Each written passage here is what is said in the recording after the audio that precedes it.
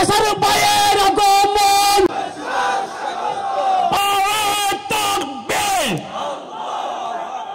আল কোরআনের আলো আল হাদিসের আলো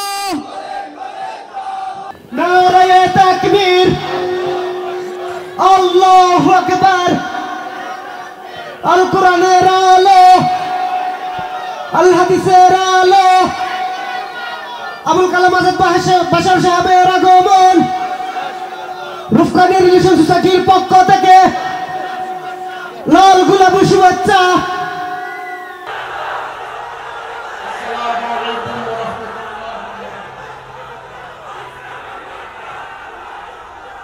কিন্তু আল্লাহ তাআলা জালেমদেরকে ছাড় দেন, ছেড়ে দেন না।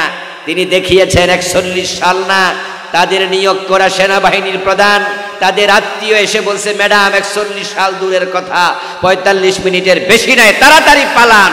এমন কাপড় চোপড় নিজে একটাই পরে পালিয়েছে, বাকি কাপড়টি পর্যন্ত নেয়ার সময় পায় নাই।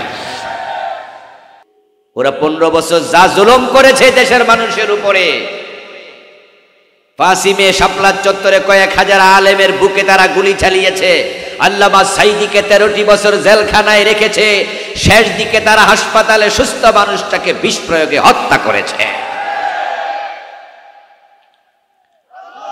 11 জন ইসলামী আন্দোলনের প্রথম সারির নেতাকে তারা ফাঁসি দিয়েছে। ক্ষমতার মসনদকে টিকিয়ে রাখার জন্য জুলাইয়ের 1 তারিখ থেকে আগস্টের 5 তারিখ পর্যন্ত মাত্র 36 দিনে তারা 2000 ছাত্রকে হত্যা করেছে। বিডিআরের তারা 57 জন অফিসারকে হত্যা করছে। সেনাবাহিনীর বিডিআরের শত শত হাজার হাজার নিরপরাধ বিডিআর কর্মীকে, কনস্টেবল অফিসারকে তারা বিনা দোষে এই 17টি বছর জেলখানায় রেখেছে। প্রত্যেকটা মানুষের চোখের পানি আল্লাহর আরশে জমা হয়েছে। প্রতি ফোঁটা চোখের পানি গজব হয়ে তাদের উপর পড়বে। আলহামদুলিল্লাহি নাহমাদুহু ওয়া নাস্তাঈনুহু ওয়া নাস্তাগফিরুহু ওয়া নাউযু বিল্লাহি মিন শুরুরি আনফুসিনা ومن سيئات أعمالنا من يهد الله فلا مضل له ومن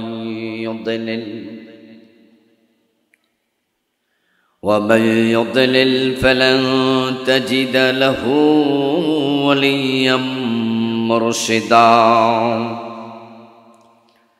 وأشهد أن لا إله إلا الله وأن محمدا عبده ورسوله أما بعد فقد قال الله تعالى في كلامه المجيد সকলে আমার সাথে পড়ুন আউযু বিল্লাহি মিনাশ শাইতানির রাজিম বিসমিল্লাহির রহমানির রহিম ইন্নাল্লাযীনা আমানু ثم كفروا ثم آمنوا ثم كفروا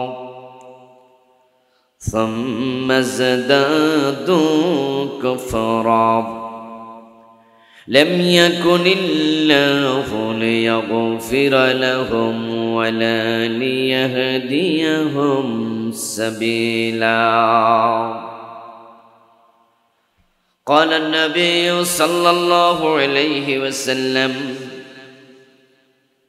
تكون بين الساعة فتن كقطع الليل المظلم يصبح فيها الرجل مؤمنا فيمسي كافرا ويمسي مؤمنا فيصبح كافرا ويبيع أقوام دينهم بعرض من الدنيا أو كما قال النبي عليه الصلاة والسلام সকল দুরূদ শরীফ পড়ুন আল্লাহুম্মা সাল্লি আলা মুহাম্মাদিন ওয়া আলা আলি মুহাম্মাদ কামা সাল্লাইতা আলা ইব্রাহিম ওয়া আলা আলি ইব্রাহিম ইন্নাকা হামিদুম মাজিদ আল্লাহুম্মা বারিক আলা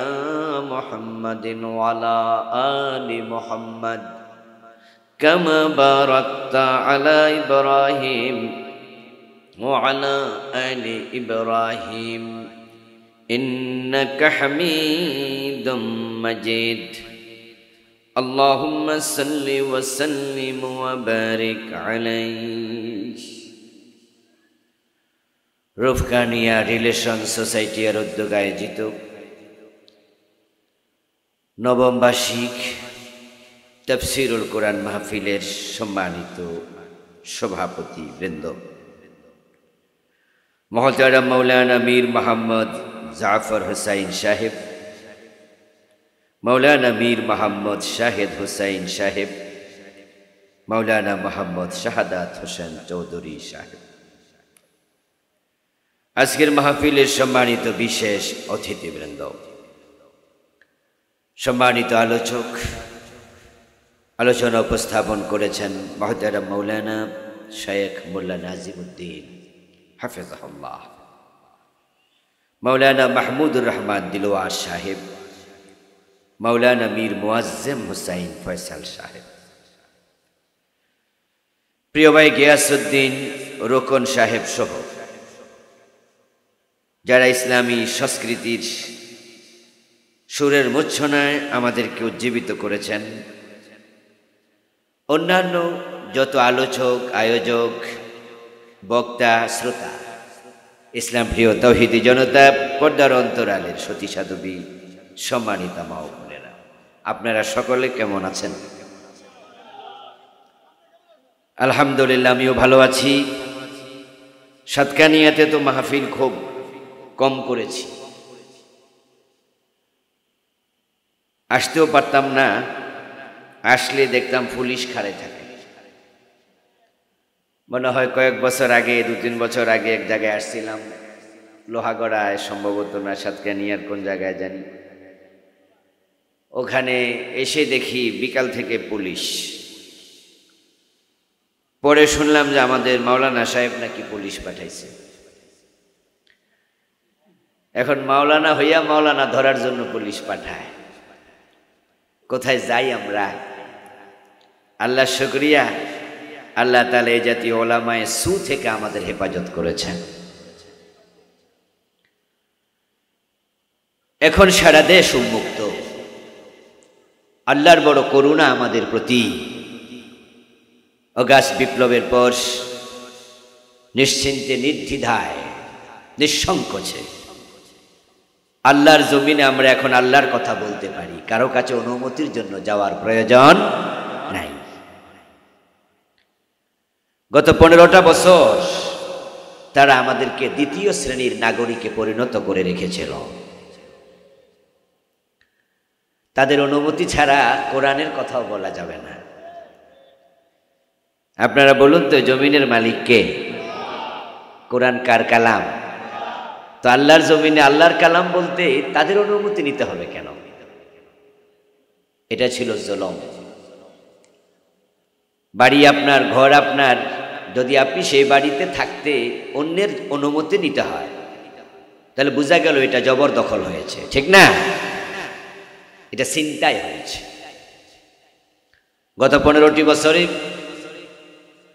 তারা এই দেশের ইসলাম প্রিয় জনতাকে ঘর জামাই বানাই রেখেছিল। তারা শ্বশুর পক্ষ, আমরা ছিলাম ঘর জামাই, তারা ছিল মালিক, আমরা যেন ভাড়াটিয়া, ঠিক না? তাদের শর্ত, এই শর্ত ওই শর্ত মানতে হবে, এই হুজুর ওই হুজুর আনা যাবে না, আনলে পুলিশ পাঠিয়ে দিতে হবে। কোরআনে আল্লাহ বলছেন ইন্নাহু লা ইউফলিহুজ জালিমুন, নিশ্চয় জালেমরা কখনো সফল হয় না। আল্লাহর এই কথা আমরা পড়েছি, আমরা শুনেছি, আমরা বুঝেছি। অগাস্টের 5 তারিখ কোরআনের আয়াতের বাস্তবায়ন আমরা নিজের চোখে দেখেছি। জালেমরা সফল হয় নাই, তারা চরমভাবে ব্যর্থ হয়েছে, বেজ্জতি হয়েছে, একসাথে দেশ থেকে পালাতে বাধ্য হয়েছে, এমন ভাবে পালিয়েছে রান্না করা খাবার খেয়ে পালানোর সুযোগ পায় নাই। এক কাপড়ে পালিয়েছে, গণভবন থেকে কাপড় চোপড় নেয়ার সময়টুকু পায় নাই। অথচ তারা ঘোষণা দিয়েছিল ভিশন 2041। জানেননি আপনারা? ভিশন 2041। এর মানে বুঝাইছে আমরা 41-এর আগে আপাতত আর এই চেয়ার ছেড়ে যাচ্ছি না। 2025 চলছে, 2041 মানে আরো 15 বছর। 15 বছর ছিল, আরো 15 বছর থাকবে, এই হলো ওদের প্ল্যান। তাদের দ্বিতীয় নেতা, দ্বিতীয় প্রধান ব্যক্তি তাচ্ছিল্যের স্বরে বলেছিল কিসের আন্দোলন, এবছর না ওই বছর মানুষ বাঁচে কয় বছর। কি উনার বক্তৃতা শুনছেন না? ভেবেছে কোনো আন্দোলন হবে না, 2041 পর্যন্ত থাকবে। কিন্তু আল্লাহ তাআলা জালেমদেরকে ছাড় দেন, ছেড়ে দেন না। তিনি দেখিয়েছেন 41 সাল না, তাদের নিয়োগ করা সেনাবাহিনীর প্রধান তাদের আত্মীয় এসে বলছে ম্যাডাম 41 সাল দূরের কথা, 45 মিনিটের বেশি নয়, তাড়াতাড়ি পালান। এমন কাপড় চোপড় নিজে একটাই পরে পালিয়েছে, বাকি কাপড়টি পর্যন্ত নেয়ার সময় পায় নাই। পোলাপান গিয়ে গণভবনের আলমারির তালা ভেঙে তারপর কাপড় বের করছে, করে পোলাপান ফেসবুকে লাইভে দেখাইছে কি কি কাপড় আছে। এমন কিছু কাপড়ও বের করছে যেগুলার নাম কইতে শরম লাগে, ঠিক না? বুড়া মানুষ যে কাপড় দিয়া কি করতো আল্লাহ জানে।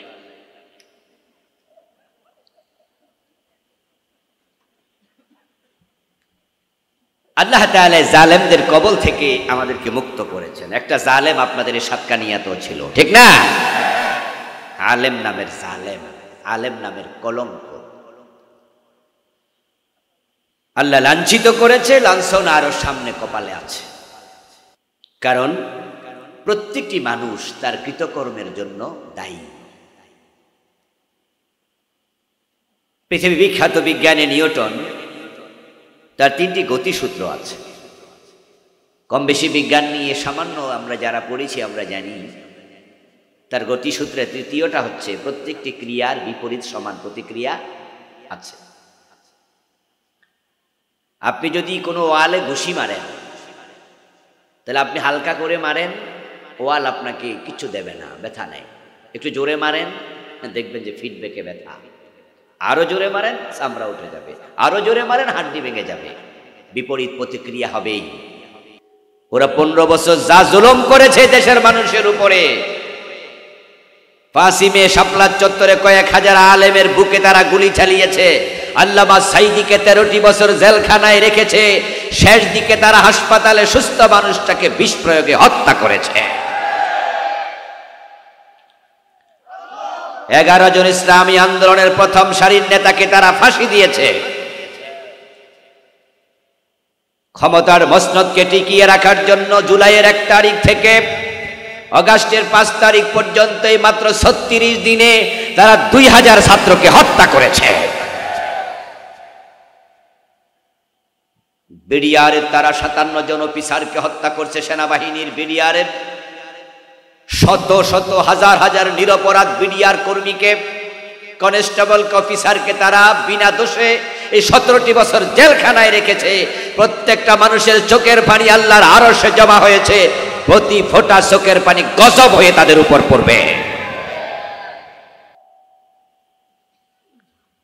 লানা আমালুনা ওয়া লাকুম আমালুকুম, পবিত্র কোরআন মাজিদের আয়াত।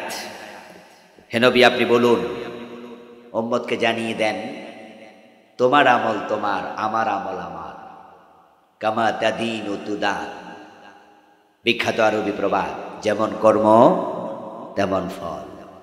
আপনি যা করবেন তার ফলাফল আপনাকে ভোগ করতেই হবে, হয়তো এপারে আর না হয় ওপারে, হয়তো দুনিয়ায় অথবা আখিরাতে। এজন্য আমরাও সাবধান হব, আমরা এখান থেকে শিক্ষা নেব, আমরা যেন পরে আবার জালেম হয়ে না যাই। ওরা 15 বছর চাঁদাবাজি করেছে, এখন ওরা নাই, যেন আমরা চাঁদাবাজ না হই, ঠিক কিনা? যদি আবার টেম্পু স্ট্যান্ড আমরা দখল করি, আবার কাঁচা বাজারে আমরাই চাঁদা তুলি, তাহলে ওরাই তো ভালো ছিল, আর পলাইয়া লাভ কি, সরাইয়া লাভ কি? এই জন্য অন্যায় যেন আমরাও না করি। ইনশাআল্লাহ অগাস্ট বিপ্লবের পরে বাংলাদেশ নতুন সূর্য দেখেছে, যুবকদের মাঝে নবচেতনা তৈরি হয়েছে, যুবকরা দেখিয়েছে জালেমদের বিরুদ্ধে বুক চেতিয়ে দাঁড়াতে পারলে জালেমরা পালাতে বাধ্য হয়। এটা দেখানোর কারণে সামনের জালেমরাও সতর্ক থাকবে, নচেত সামনে যারা জালেম হবে তাদেরও একই পরিণতি হবে। বিপ্লবের জন্য অস্ত্র লাগে না, এটা আমরা বাংলাদেশে অগাস্টের 5 তারিখ শিখেছি, জুলাই আন্দোলনে শিখেছি। ব্যক্তিগতভাবে আমি মাঝে মাঝে ভাবতাম যে বাংলাদেশে ইসলামী বিপ্লব আদৌ হবে কি, কবে হবে, কিভাবে হবে? কারণ বাংলাদেশের চারপাশে ইন্ডিয়া, 3 দিকে তাদের স্থলভূমি, একদিকে তাদের জলভূমি। মায়ানমার আছে সামান্য একটু, তাও তো তারা বৌদ্ধ, আমাদের দুশ্মন, মুসলমানদেরকে তারাও হত্যা করে। তো বাংলাদেশের আলেমরাও যদি আমরা সবাই একমত হয়ে যাই, কিন্তু জালেমরা তো আমাদের ঠেকাবে, ইসলামী বিপ্লব করতে তারা দেবে না, অস্ত্র নিয়ে তারা নামবে, তখন আমরা অস্ত্র পাবো কোথায়? ইন্ডিয়ার কারণে তো একটা সুই পাঠানোর কোনো ব্যবস্থা আমাদের কাছে অন্য মুসলিম দেশের নাই। তো অস্ত্র ছাড়া তাদের মুখোমুখি কিভাবে হব আমরা? আবার অস্ত্র থাকলেও ট্রেনিং লাগবে, ট্রেনিং দেবে কে? তো নিরস্ত্র জনতা, অস্ত্রওয়ালা সেনাবাহিনী, পুলিশ বাহিনী, বিজিবি, র্যাব, তারা যখন জালেমদের পক্ষ হয়ে আমাদের গুলি চালাবে, তখন আমরা মাঠ ছেড়ে পালাতে বাধ্য হব। ইসলামী বিপ্লবে দেশে কিভাবে হবে? আমাদের সাহায্যকারী কোনো দেশ তো চারিদিকে নাই, ইন্ডিয়া ছাড়া। আরে বিপ্লব কবে হয়? কিন্তু 5 তারিখে দেখেছি বিনা অস্ত্রেও বিপ্লব হয়। আমাদের ছাত্র জনতা এবার কি হাতে কোনো অস্ত্র ছিল? কি আপনাদের চট্টগ্রামে কি আন্দোলন হয় নাই? রাস্তায় ছাত্ররা নামে নাই? ওরা কি LMG, rifle, SMG, heavy machine gun, এই জাতীয় কোনো ভারী অস্ত্র হাতে ছিল? খালি হাতে নেমেছে। আবু সাইদের হাতে কি ছিল? একটা ছোট্ট লাঠি ছিল। আপনার আবু সাইদের ছবি দেখবেন, একটা লাঠি হাতে ছিল, মিছিলে এসেছে, এরকম একটা ছোট্ট লাঠি তার হাতে ছিল। পুলিশ তাকে গুলি করেছে, সে বুক চিতিয়ে গুলি দিয়েছে। এই আবু সাইদের মতো, মুগ্ধের মতো 2000 ছাত্র যখন বুক চিতিয়ে গুলি নিয়েছে, জালেমরা গুলি করতে করতে হয়রান হয়েছে। এক পর্যায়ে তাদের অন্তরে আল্লাহ ভয় ঢুকিয়েছে, তারাই পালাতে বাধ্য হয়েছে। কিছুক্ষণ আগে আমির বলেছেন, প্রয়োজনে বিপ্লবের জন্য আমরা 2 লক্ষ শহীদ হয়ে যাব। যদি রাস্তায় আমরাও নামতে পারি, বুক চিতিয়ে গুলি নিতে পারি, ইসলামী বিপ্লব বাংলাদেশও কেউ ঠেকাতে পারবে না।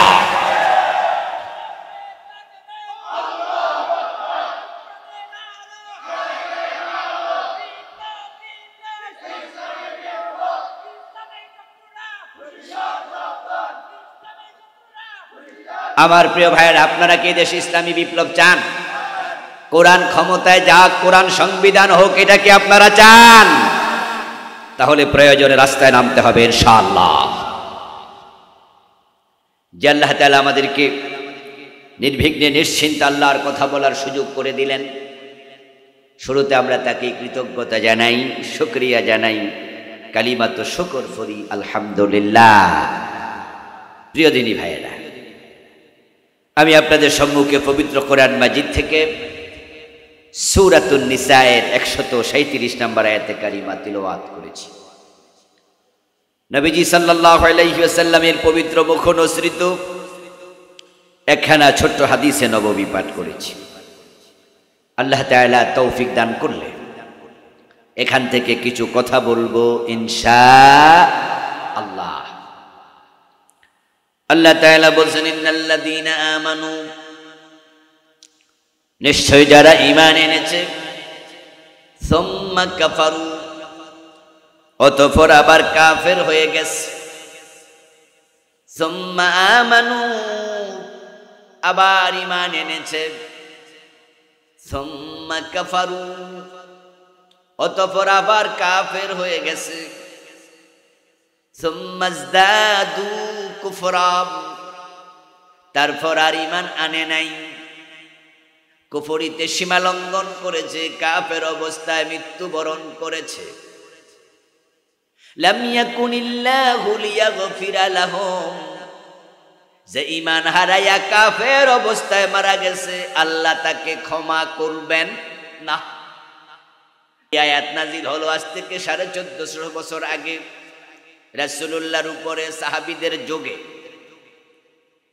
যদি সেই যুগে ঈমান আনার পর কাফের হয় এমন মানুষ থাকে, আজকের যুগে এমন মানুষের সংখ্যা কমেছে না বেড়েছে? কিয়ামত যত আগাবে কুফরি ততই বাড়বে। নবীজি সাল্লাল্লাহু আলাইহি ওয়াসাল্লাম বলেন, তাকুনু বাইনাস সাআতি ফিতান কাকিতাইল লাইলিল মুজলিম, কিয়ামতের পূর্বে সূর্য ডুবে গেলে যেমন অন্ধকার নেমে আসে চারদিক থেকে, দুনিয়ার চারদিক থেকে কুফরির ফিতনা বের হবে। ইউসবিহু ফিহার রাজুলু মুমিনা ফায়ুমসি কাফিরা, কিয়ামতের পূর্বে সেই যুগে মানুষগুলো সকাল বেলায় মুমিন থাকবে, সন্ধ্যা বেলায় কাফের হয়ে যাবে। ওয়ায়াবিউ আকওয়ামুন দীনাহুম বিআরাদিন মিনাদ দুনিয়া, এমন অসংখ্য মানুষ থাকবে, সম্প্রদায় থাকবে, কওম থাকবে, যারা দুনিয়াদার, টাকা পয়সা ক্ষমতার কাছে তাদের ঈমান দ্বীন বিক্রি করে ফেলবে। টাকার কাছে দ্বীন বিক্রি করবে, ক্ষমতার কাছে। এই যে আপনাদের সাতকানিয়ার যে আলেম নামের জালেম, সেই তো বাস্তব উদাহরণ, কারণ সে তো একসময় ইসলামী আন্দোলনের লোকদের সাথে ছিল, ঠিক না? শুধু এমপির ক্ষমতার জন্য সে তার দ্বীন বিক্রি করে দিয়েছে। এ দুষ্টটা, এই শয়তানটা শুধু এমপি হওয়ার জন্য সে ইসলামী আন্দোলন থেকে সরে গেছে। তার শ্বশুরের পরিবার ইসলামী আন্দোলনের পরিবার, ঠিক না? কত বড় নেতা তার শ্বশুর, কিন্তু সে এমপি হওয়ার মানুষে ক্ষমতার জন্য ইসলামী আন্দোলন থেকে শুধু সরে নাই, শুধু ধর্ম নিরপেক্ষ দলে যোগই দেয় নাই। আমরা যারা কোরআনওয়ালা, ইসলামওয়ালা, সে আমাদের উপরে জুলুম চালাইছে, কোরআনের কথা বলার পরিবেশটাই রাখে নাই। যারা একামতে দ্বীনের পক্ষে কথা বলেছে তাদেরকে মামলা দিয়া জেলে ঢুকাইছে। যত ষড়যন্ত্র দরকার, যত নিচে নামা দরকার, সে তত নিচেই নেমেছে। ইসলামী আন্দোলনের জনশক্তিকে নাকি ক্রস ফায়ার পর্যন্ত দিছে। ও দোস্ত, কোন কারণে? শুধু কারণ একটা, সে এমপি হবে, তার ক্ষমতা দরকার। অনুরূপ ভাবে টাকার কাছে ঈমান বিক্রি করে এমন আলেম আরো আছে না নাই? ফরিদউদ্দিন মাসউদ নাম শুনেছেন? শোলাকিয়া বড় ঈদগাহের খতিব হবে, সরকারের থেকে কিছু টাকা পয়সা, কিছু সরকারের কিছু 2-4 পয়সা, একটু সামান্য হাদিয়া তো পাবে। এই সামান্য হাদিয়ার জন্য, সরকারি সুযোগ সুবিধার জন্য ফরিদউদ্দিন মাসউদ সাহেবের মতো অনেক বিজ্ঞ আলেম তিনি, এই আলেম হওয়ার পরও শাহবাগে নাস্তিকদের সাথে হাত মিলাইছে। ঢাকার শাহবাগের মোড়ে যেখানে নাস্তিকরা একসাথ হয়ে ফাঁসি চাই আন্দোলন করেছিল, ওই ব্লগারদের মাঝে, নাস্তিকদের মাঝে একটার নাম ছিল আসিফ মহিউদ্দিন। এই আসিফ মহিউদ্দিন তার ব্লগে লিখেছে, আমি পড়েছিলাম তৎকালীন সময়, সে লিখেছে যদি শাহবাগের মোড়ে আল্লাহ নেমে আসে, সে আল্লাহকেও ফাঁসি দেবে। নাউজুবিল্লাহ। ওই ব্লগারদের মাঝে একজনের নাম ছিল থাবা বাবা ওরফে রাজীব। ওই রাজীবের বাড়ি ছিল গাজীপুরের কাপাসিয়ায়। সে ব্লগের মাঝে রাসূলুল্লাহর নামে এমন লেখা লিখছে যে লেখাগুলো কোনো মুসলমান মুখে উচ্চারণ করতে পারবে না। আমার রাসূল কেমন ভাষায় গালি দিছে যেটা মুখে আনা যায় না। কে বা কারা তাকে হত্যা করেছে আমরা জানি না, তাকে হত্যা না করলে আমরা জানতাম না এত নিচে মানুষ নামতে পারে। আর ফরিদউদ্দিন মাসউদ সাহেব ওই নাস্তিকদের সাথে হাত মিলাইয়া বলতেছে উনার জীবনের নাকি শ্রেষ্ঠ কাজ উনি সেদিন করছে। আমার রাসূল কখনো ভুল বলেন না, মিথ্যা বলেন না, কারণ তিনি যা বলেন সব ওহী। ওহীর বাহিরে প্রিয় নবী সাল্লাল্লাহু আলাইহি সাল্লাম কথা বলেন না। এই যে তিনি ভবিষ্যৎবাণী করলেন ইয়াবিউ আকওয়ামুন দীনাহুম বিআরাদিম মিনাদ দুনিয়া, কিয়ামতের আগে মানুষেরা শুধুমাত্র দুনিয়ার ক্ষমতা অর্থের কাছে তাদের দিন বিক্রি করে ফেলবে। রাসূলের হাদিস বাস্তবায়ন হয়ে গেছে। এই ওলামায়ে সুয়ের দিকে তাকালে বোঝা যায় কিয়ামত ঘনাইয়া গেছে। এগুলো কিয়ামতের আলামত, ঠিক কি না?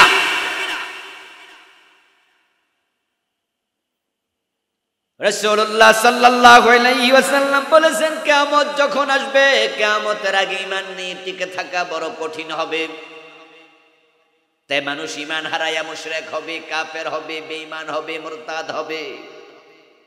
قال رسول الله صلى الله عليه وسلم ياتي على الناس زمان الصابر منهم على دينه كالقابض على الجمر।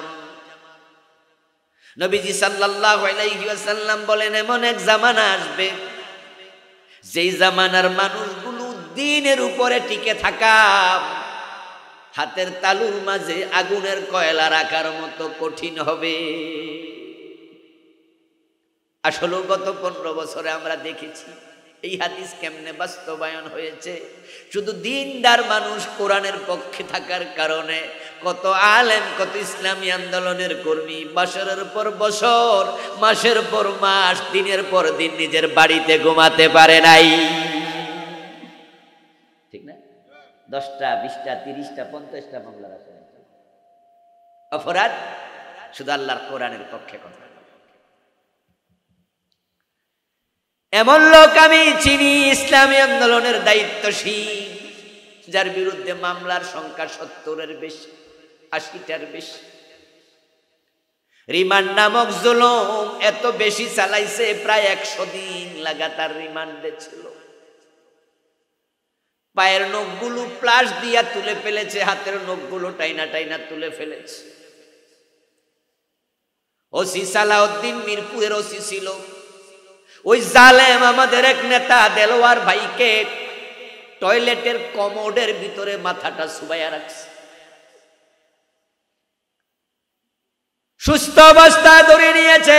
কয়েকদিন পরে দেখা গেল যখন তাকে কোর্টে তুলেছে হেঁটে উঠতে পারে না, পুলিশের কাঁধে ভর দিয়ে উঠা লাগছে। ডক্টর শফিকুল ইসলাম মাসুদ ভাইয়ের ভিডিও ছবি এখনো আছে। পুলিশ তাকে কাঁধে নিয়ে আদালতে তুলছে। কোরআনের পক্ষে থাকা এত কঠিন ছিল। মামলার পর মামলা, হামলার পর হামলা। চাকরি বাদ দিছে, ব্যবসা প্রতিষ্ঠান লুট করছে।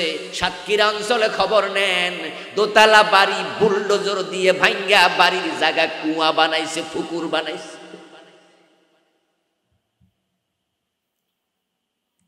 আলহামদুলিল্লাহ সুম্মা আলহামদুলিল্লাহ।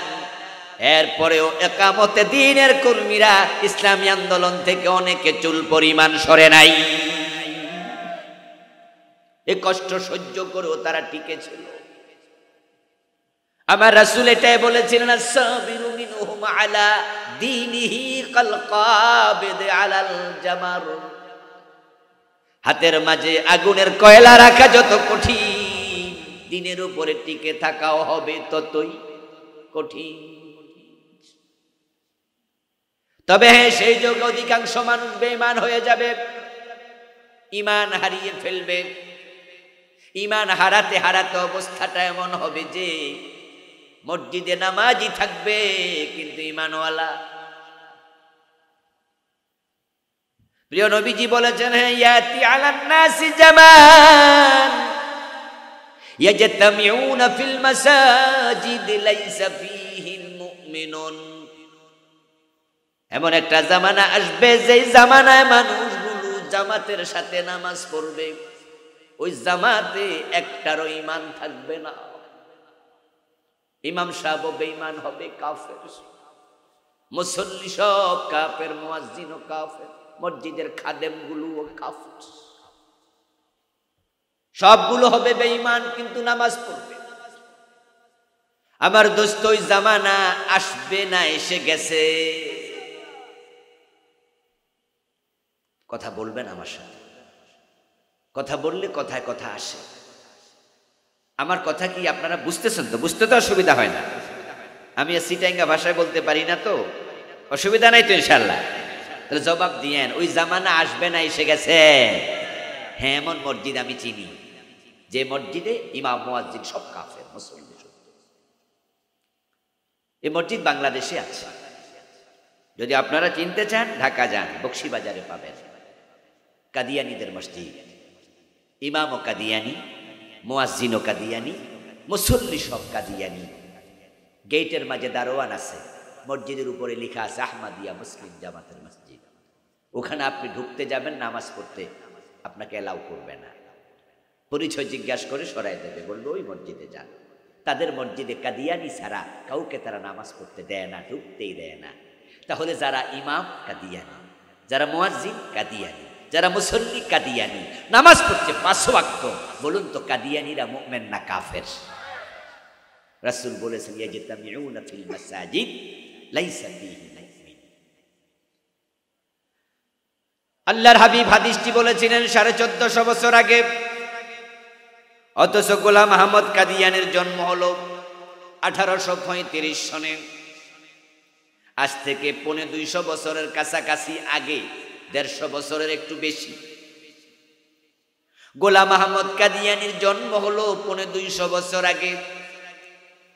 রাসূলুল্লাহ হাদিস বললেন 1450 বছর আগে। তো রাসূলের হাদিস দিয়ে বাস্তবায়ন হবে, এটাই তো প্রমাণ হলো, ঠিক না? যে কাদিয়ানীরা নামাজ পড়ে 5 ওয়াক্ত কিন্তু একটারও ঈমান নাই। আমার প্রিয় ভাইয়েরা, মসজিদে গিয়ে আল্লাহকে সেজদা করে, দরবারে যাইয়া পীরের পায়ে সেজদা মারে, এমন লোক বাংলাদেশে আছে না নাই? চিটাং অঞ্চলে নাই? যে পীরের পায়ে সেজদা দেয় সে মুমিন না মুশরিক? ঈমান আছে না গেছে? কিন্তু লোকটা তো আবার জুমার দিন ইমামের পিছনে দাঁড়াইয়া নামাজ পড়ছে। সে যে মুশরিক সে বুঝেই না, সে যে বেঈমান সে জানেই না। আমাদের দেশে যারা ধর্ম নিরপেক্ষ রাজনীতি করে, কান খুলে শুনুন, আজকের মাহফিল এমন আছেন ইসলামী রাজনীতি করেন না, কিন্তু আপনি নামাজি, আপনি হাজি, আপনি যেই রাজনীতি করেন সেটা সেকুলারিজম, ধর্ম নিরপেক্ষতাবাদ। আপনি ইসলাম ধর্মের পক্ষে। আদালত, সংসদ, দেশের অফিস কোরআন দিয়ে চলুক, আপনি এর পক্ষে না।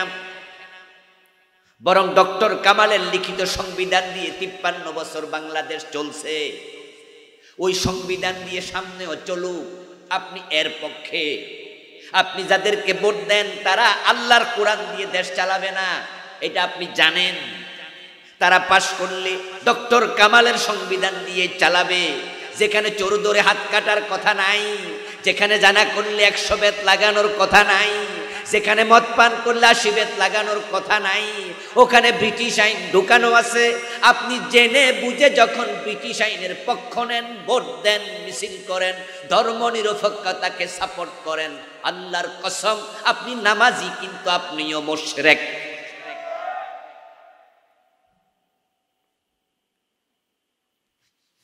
আপনিও বেঈমান। ওই কাদিয়ানী যে কাফের, আমরা যতই ফতুয়া দেই তারা কিন্তু নেয় না। আচ্ছা, কাদিয়ানি কাফের ফতুয়ার কারণে কি হেরা দল বান্ধা মুসলমান হয়ে গেছে? এরা কয় যে দূর মিয়া রাখেন তো আপনার ফতুয়া।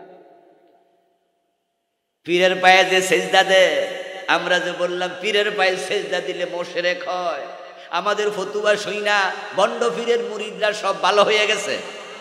ওরা কয় আর মিয়া রাখেন আপনার ফতুয়া। ওরা বিভিন্ন যুক্তি দেয়, বিভিন্ন কথা বলে। শরীয়তে অন্যরে সেজদা দেয়া জায়েজ নাই, শরীয়তে আছে সেজদার মালিক আল্লাহ, কিন্তু মারেফতে জায়েজ আছে। এজন্য হেরা কয় শরীয়তের মৌলবীরা এগুলো বোঝে না। কেমনে বুঝবো? 30,000 জাহেরি, 70,000 বাতিনি। আমার ফতুয়া আপনার ফতুয়া ভণ্ড পীরের মুরিদ নেয় না, নিলাম না, সেজদা দিছি আরো বেশি দিন। জামাই রাগ কইরা বউরে দিছে তালাক। তালাক মানে একসাথে 5-7টা মেরে দিছে। বউ বসে বসে ফান খায়। জামাই কইতেছে 1 তালাক, 2 তালাক, 3 তালাক, 4 তালাক, 52 তালাক, 6 তালাক, 7 তালাক, যা আছে সব দিয়ে দিলাম একসাথে। বউ পান খায় আর হাসে। সাথে এক মহিলা পাশের বাড়ি থেকে এই বাড়িতে ঘুরতে আইছে। সে যখন দেখলো রে কিরে ভাই যে ভাবিরে তালাক মাইরা দিছে, ভাবি যে হাসে, ভাবিরে জিগায় ভাবি আপনার তালাক দিছে আপনি হাসেন। তখন মহিলা জবাব দেহের তালাক নেয় কেডা? কই হে এরম তালাক আমারে আরো কত দিছে, 4-5 হয়ে গেছে। এই জন্য ওনার তালাক আমি কইল নেই না, কারণ মেজাজ ঠান্ডা হইলে হে ঠিক আবার আমার কাছে আইব। এখন যারা 3 তালাক ধরে না হেরে 500 তালাকে ধরব। এই দেশের সকল হানাফি আলেম ফতুয়া দেয় কাদিয়ানি কাফের, সকল আহলে হাদিস ফতুয়া দেয় কাদিয়ানি কাফের, সকল কওমি আলেম ফতুয়া দেয় কাদিয়ানি কাফের, সকল আলিয়ার আলেম ফতুয়া দেয় কাদিয়ানি কাফের, তাবলিগ জামাতের লোকেরা কয় কাদিয়ানি কাফের, সুন্নিরা কয় কাদিয়ানি কাফের, সব মানুষ কয় কাদিয়ানি কাফের। কাদিয়ানিরা কয় এ ফতুয়া আমরা নিলাম না। এই যে তারা ফতুয়া নিল না, তাই বলি কি তারা মুমিন? আল্লাহর সামনে হাজার হাজার মানুষ কিয়ামতের দিন যখন উপস্থিত হবে, ও নবী আপনি বলুন আমি কি তোমাদেরকে এমন কিছু মানুষের খবর দেব নাকি যে মানুষগুলো আমলের দিক থেকে ক্ষতিতে নিমজ্জিত? আল্লাযীনা দাল্লা সাইয়ুহুম ফিল হায়াতিদ দুনিয়া, যাদের সব নেক আমল দুনিয়ায় হারায়া গেছে। ওয়া হুম ইয়াহসাবুন, অথচ তারা মনে করে আন্নাহুম ইহসিনুনা সুনআ, তারা ভালো কাজ করতেছে। তারা যে শেষ, তারা যে ক্ষতিতে পড়ে গেছে, তারা এটা বোঝেই না। তাদের আমলগুলো কেন হারাইছে? কারণ মানুষ যখন কাফের হয়ে যায়, ঈমান হারিয়ে ফেলে, যার ঈমান নাই তার আমলের একানা দামও আর নাই। কারো যদি ঈমানই না থাকে, তার নামাজ রোজার কি লাভ হবে? ঈমান হলো একের মতো, নেক আমল হলো একের পিঠে শূন্যের মতো। যদি এক থাকে তাহলে ডানে একটা শূন্য দিলে কত হবে? কথা বলে না ভাই। 2টা দিলে কত? 3টা দিলে। কিন্তু যদি এক মুছে দেন, এবার শূন্যের দাম কত? ঈমান যদি হারিয়ে যায়, তোমার আমল আর থাকে না, এগুলো এমনি ডিলেট হয়ে যায়। এই জমিনে আল্লাহর কত বান্দা আছে যারা হাসরের দিন দেখবে আমল নামা খালি, অথচ নামাজি ছিল, রোজা রেখেছে, হজ করেছে, কপালে কালো দাগ আছে, যাকাত দিয়েছে, কোরআন তেলাওয়াত করছে, মা বাবার সেবা করছে, কত নেক আমল, কিন্তু আল্লাহর সামনে গিয়ে দেখবে খালি। তখন তার আল্লাহ তাআলাকে বলবে, প্রভু আমি তো নামাজি ছিলাম, সওয়াব কোথায় গেল? আলেম ওলামারা ওয়াজ করে আল্লাহর পথে দান করলে 1 টাকা সওয়াব হয় 10 টাকা। কোরআনে তুমি বলেছো মান জাআ বিল হাসানাতি ফালাহু আশরু আমসালিহা, একটা আমল করলে 10 গুণ সওয়াব তুমি লিখো। এখন আমার খালি কেন, সাদা কেন? আমি তো টাকা দান করেছি, ভিক্ষা দিছি, যাকাত দিছি, আমি তো 17 মাসে রোজা ভাঙি নাই, 10 লাখ খরচ করে হজে গেছি 3 বার 2 বার। ও আল্লাহ আমার আমল কই? আল্লাহ তখন বলবে বান্দা তুই কি সূরা কাফের 103 আর 104 নাম্বার আয়াত পড়স নাই? সেখানে তো আমি বলেছি দাল্লা সাইয়ুহুম ফিল হায়াতিদ দুনিয়া, কিছু মানুষের আমল দুনিয়াতে হারাইয়া গেছে, তুই তো তাদের একজন। তুই তো কুফর করেছিস, তুই তো শিরিক করেছিস, তোর তো ঈমান শেষ হয়ে গেছে। আর যার ঈমান থাকে না তার আমল থাকে না, নেক আমল আমি আর নেই না। মাদার তেরেসার নাম শুনেছেন? এতগুলো মানুষ জি হ্যাঁ কিছু কয়। মাদার তেরেসার নাম শুনেছেন? বাড়ি ছিল ইউরোপে, থাকতেন তিনি ইন্ডিয়ায়, ভারতে। তিনি একজন মহিলা মানুষ, বিয়েটা পর্যন্ত করেন নাই, পুরাটা জীবন ইয়াতিমদের পিছনে তিনি শেষ করে দিয়েছেন, ব্যয় করেছেন। ইন্ডিয়াতে হাজার হাজার ইয়াতিমকে তিনি নিজ হাতে লালন পালন করতেন, অরফেনেজ বানিয়েছেন, এতিমখানা বানাইছে ডজন ডজন, অনেকগুলো এতিমখানা ওনার ছিল। পথ শিশু অনাথ ইয়াতিম গরিবদেরকে এনে এনে তিনি পালতেন। উনার কাজের স্বীকৃতি স্বরূপ উনাকে শান্তিতে নোবেল প্রাইজ দেয়া হয়েছে। নোবেলে প্রাপ্ত পুরাটা টাকা ইয়াতিমখানায় দিয়ে দিছে। ওই মহিলা কয়েক বছর আগে মরেও গেছে। আপনারা বলুন তো, ইয়াতিম লালন পালন করার মাঝে সওয়াব আছে না নাই? কম না বেশি? আমার রাসূল বলেছেন ইয়াতিমের মাথায় যদি কেউ হাত বুলায়, তার হাতের নিচ দিয়ে যত চুল যাবে বিকুল্লি শাওরাতিন হাসানাত, প্রতিটা চুলের বিনিময়ে আল্লাহ গণিত নেক লিখে দেয়। ইয়াতিমের মাথায় হাত বুলাইলে যদি এত সওয়াব, আর ইয়াতিমরে যদি খাওয়াইয়া পড়াইয়া মানুষ করে তাহলে কত সওয়াব। قال رسول الله صلى الله عليه وسلم انا وكافل اليتيم كهاتين في الجنه, নবীজি বলছেন আমি এবং ইয়াতিমের লালন পালনকারী আল্লাহর জান্নাতে পাশাপাশি থাকব। এবার আপনারা একটু জবাব দিয়েন সবাই মিল্লা, মাদার তেরেসা জান্নাত পাইছে তো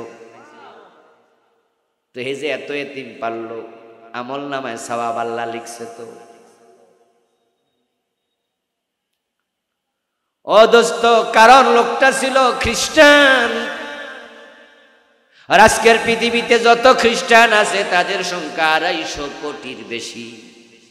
তাদের মাঝে মুমিন আছে কয়জন? ওয়াকালাতিন নাসারা আল মাসীহ ইবনুল্লাহ, খ্রিস্টানদের আকীদা হলো ঈসা নবী আল্লাহর ছেলে। কিরে ভাইয়েরা, সাতকানিয়ার লোকেরা নাউজুবিল্লাহ আস্তাগফিরুল্লাহ কয় না? এখানে নাউজুবিল্লাহ বলা দরকার না। আল্লাহর কোনো ছেলে আছে? কথা বলেন, আল্লাহর মেয়ে আছে? লাম ইয়ালিদ ওয়া লাম ইউলাদ ওয়া লাম ইয়াকুল লাহু কুফুয়ান আহাদ। তিনি একক, তিনি এক, তিনি জাত নন, তার থেকে কেউ সন্তান, তার থেকে সন্তান হয় না। হযরত ঈসা আলাইহিস সালামকে আল্লাহর ছেলে বলার কারণে সবগুলো খ্রিস্টানের ঈমান শেষ, তারা মুশরিক। মাদার তেরেসা মুশরিক। শিরিক করার কারণে মাদার তেরেসার এত নেক আমল আল্লাহর কাছে একটাও নেই, সব হারায়া গেছে। এখন এবার বলুন তো, কোন কোন কারণে ঈমান হারায়া যায়, কুফরি হয়? এটা আমাদের জানা দরকার আছে কিনা? যদি না জানেন আর আপনিও সে মামলার আসামি হন, উপায় নাই। ও প্রিয় ভাইরা, মানুষ কাফের হয়ে যাবে যেই কোনো সময়, যেই কোনো সময়। যদি না বুঝে এটা কুফর, এটা শিরিক, ঈমান চলে যাবে। আর বেঈমান অবস্থায় মরলে জাহান্নাম ছাড়া উপায় নাই। আল্লাহর নবী ছাড়া কারো ঈমানের কোনো গ্যারান্টিও নাই। রাসূলের হাতে হাত রেখে কালেমা পড়ার পরেও কাফের হয়ে গেছে, মুরতাদ হয়েছে। সাহাবীদের মাঝে এমন লোক আছে। আপনি আর আমি তো কালেমা পড়ছি মসজিদে ইমাম সাহেবের কাছে, মুক্তবের হুজুরের কাছে। রাসূলের হাতে হাত রেখে কালেমা পড়ছে, পরে বেঈমান হয়ে গেছে। তাদের মাঝে একজনের নাম ছিল ইবনু খাতাল। শুধুমাত্র রাসূলের হাতে হাত রেখে কালেমাই পড়েন নাই তিনি। ইবনু খাতাল মুহাজির ছিলেন। মদিনা থেকে হিজরত, মক্কা থেকে হিজরত করে তিনি মদিনা এসেছিলেন, মুহাজির। কিন্তু হতভাগ্য এই লোকটি মদিনাতে এক পর্যায়ে রাসূলুল্লাহর সাথে দুশমনি করলো, অস্বীকৃতি দিল নবুয়তের। তারপর পালাইয়া মক্কায় চলে গেল। মক্কার বাজারে রাসূলুল্লাহর বিরুদ্ধে স্বরচিত কবিতা আবৃত্তি করে রাসূলের বদনাম করত, রাসূলের বদনাম করত। যখন মক্কা বিজয় হয়ে গেল, নবীজি সাল্লাল্লাহু আলাইহি ওয়াসাল্লাম বললেন, লা তাসরিবা আলাইকুমুল ইয়াউম ওয়া আনতুমুত তুলাকা। ও মক্কার লোকেরা, আজকে কোনো প্রতিশোধ নেব না, তোমাদেরকে ক্ষমা করে দিলাম, তোমরা সবাই মুক্ত। কিন্তু ইল্লা ফুলানান ওয়া ফুলানান ওয়া ফুলানা, কয়েকটা নাম উচ্চারণ করে বললেন, অমুক অমুক অমুকের ক্ষমা নাই। হাইসু ওয়াজাদতুমুহুম ফাকতুলুহুম, বরং এই কয়টারে যেখানে পাও সেখানে হত্যা করো। যাদের ক্ষমা নাই, রাসূলুল্লাহ সাল্লাল্লাহু আলাইহি সাল্লাম বললেন, তাদের মাঝে ইবনু খাতালের নামটাও ছিল, আবু জাহেলের ছেলে একরামার নামটাও ছিল। কয়েকজনের নাম রাসূল বলেছিলেন, যদিও পরে একরামা ক্ষমা পেয়েছে, তিনি কালেমা পড়েছেন। সুবহানাল্লাহ, পড়ে সুবহানাল্লাহ। ইবনু খাতাল যখন শুনল প্রিয় নবীজি বলছেন তার ক্ষমা নাই, তখন সে ঘর থেকে বের হইয়া দৌড় মাইরা কাবার চত্বরে চলে গেল এবং কাবার গিলাফ ধরে সে বসে থাকলো। কারণ সে তো মুমিন ছিল, সে কোরআনের আয়াত জানতো, কাবাতে মারামারি জায়েজ নাই। মান দাখালাহু কানা আমিনা, আল্লাহ কোরআনে বলেন যে কাবার সীমানায় প্রবেশ করে সে নিরাপত্তা পাবে। তাই ইবনু খাতাল মনে করলো, আমি কাবার অঙ্গনে চলে যাব। কাবার গিলাফ জড়াইয়া ধরে বসে আছে, আর মনে মনে ভাবে, এখানে আমারে কেমনে মারবো, আল্লাহ তো মানা করছে। সাহাবারা রাসূলুল্লাহ সাল্লাল্লাহু আলাইহি সাল্লামের কাছে রিপোর্ট করলেন, হুজুর, ইবনু খাতালকে তো পাইছি, আপনি বলছেন যেখানে পাও সেখানে হত্যা করো, কিন্তু বেডা তো কাবার গিলাফ ধরে বসে আছে, এখন কি করি? আমার রাসূল বলেন, একদিনের জন্য আল্লাহ কাবাকে হালাল করে দিছে। আজকে কাবা কোনো জালেমকে আশ্রয় দেবে না, নিরাপত্তা দেবে না, কিয়ামত পর্যন্ত হারামের হুরমত থাকবে। শুধু আজকের জন্য জায়েজ, সেখানেই হত্যা করো। ইবনু খাতালকে কাবার গিলাফের সাথে হত্যা করা হয়েছে। ঈমান আনার পর রাসূলের সাহাবীদের মাঝে যদি মুরতাদ ঢুকে যায়, মুনাফিক ঢুকে যায়, আজকের যুগে জাতীয় ঝামেলা কমছে না বাড়ছে? আত্মসমালোচনা করবেন, যেই কারণে ঈমান যায় সেগুলো যদি ভিতরে থাকে তাওবা করবেন, নতুন করে ঈমান আনবেন। আমাদের দেশের মানুষের একটা দারুণ সমস্যা হলো ইলমি সমস্যা। তারা শুনতে চায়, পড়তে চায় না। আর না পড়লে বুঝবে কেমনে ঈমান যে চলে গেছে?